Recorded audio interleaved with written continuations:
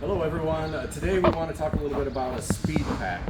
For those of you that don't know what a speed pack is, it is a thick cardboard open top box that can be used in the moving industry to help transport some looser items, some of the things that you might call chowder that you try to find good spots for in the back of the truck. So what we have is we have a speed pack that is set up. We've set it up by folding the tabs on the bottom and not using tape because we want to reuse these. So these are not something that we will throw away or dispose of after use. We want to take care of it so that we can reuse it time and time again. What I've done with the speed pack to prepare its use is I also put a pad in the speed pack so that it has some cushioning on the bottom. Now the rule with the speed pack is that if you're using it, you can't use it in an area that has any stairs at all. So this is going to be, if it comes off the truck, it will only be for those situations that have elevators and flat areas that can be wheeled on a four-wheel dolly, wheeled up the ramp, up on a lift gate, whatever it might be, but it is not meant to be carried. So these are not things that we should be carrying full. They should only be dollied if they're used in the house. The other thing that we can use is we can just keep this in the back of the truck as is, put it up against the wall. In the typical area that you might find yourself putting a lot of your pictures and things that you don't really know what to do with as you're loading the truck. And this will create a safe space for those. So we're going to kind of demonstrate how to utilize this. We're going to assume that we're carrying some of these items out to the truck. We're going to place that in the speed pack, and then we'll show you how to put it on a dolly if we're actually loading this up inside of a house that has no stairs. So the first thing we've done is, like I said, we've put the pad in the bottom.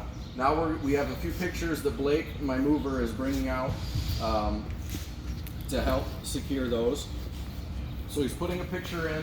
Now the other good thing to do as we put individual pieces in is to just create more cushioning between. So we're going to continue to pad inside just to create a buffer between two things. So as we pad wrap these pictures, we shouldn't do two together. We should do one at a time per pad. And this is an example of how you can do this with pictures. Now if you only have a few, like this, we have 3 that we wanted to take care of, and then we can place a bunch of pads on the other side just to fill that gap to make sure that these don't roll back and forth in a couple more pads. The other element that you can do if you have smaller TVs, you can use this for those TVs as well. More pads, put the TV in, and then we'll shove more pads in between just to create that buffer space. Another good example of things that sometimes we don't know where to put on the truck would be lamps. So Blake is going to bring back out a lamp, and he's going to put that lamp in a spot in the speed pack as well. So once we have our speed pack loaded, we should make sure it's strapped to the wall of the truck, or at least secured by other pieces that are in the truck. If this was a speed pack that was in the home, we loaded it up in a house that didn't have any stairs, so that we can easily use a dolly. Again, we do not carry these. They should only be dollied. To place this on a dolly once we've got it packed is we'll just tip it up, place the dolly under, tilt the dolly up to fit, and then we'll bring it down. And this can easily then be dollied down a hallway into the truck and up the ramp, placing it in the back, strapping it, or making sure it's secured so it doesn't move around in the back.